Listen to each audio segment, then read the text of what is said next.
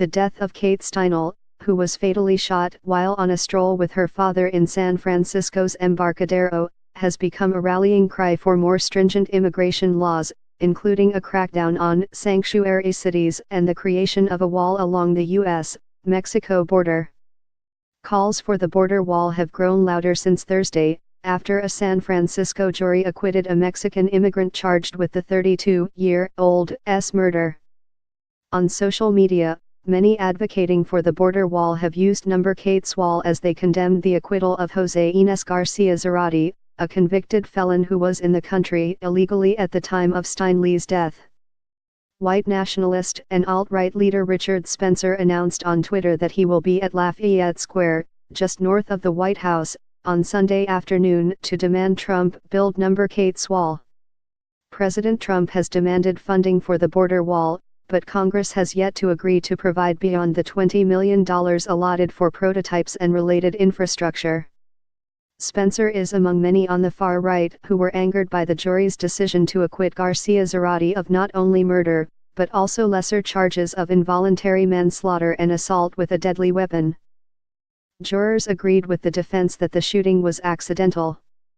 The 45-year-old, who had previously entered the United States illegally 6 times and has 7 prior felony convictions, was instead found guilty of unlawful possession of a firearm, which carries a sentence of up to 3 years. Back at Pier 14 in San Francisco, where Steinle was shot in 2015, tall and short white candles were lined up neatly around and on a wooden bench. A picture of a smiling Steinle is taped on a white poster and surrounded by handwritten messages. Justice Department issues arrest warrant after jury acquits Mexican immigrant in sanctuary city killing. "You're not here because somebody who wasn't supposed to be was," one wrote. Right below Steinle's picture, "Build the wall."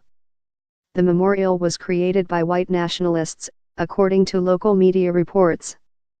Tucked in one of the bouquets of flowers on the bench is a card from a group called the Bay Area Alt-Right.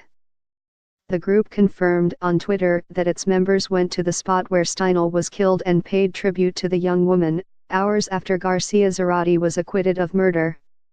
Identity Evropa, a white separatist group, shared a video of its members lighting candles and writing messages on the white poster.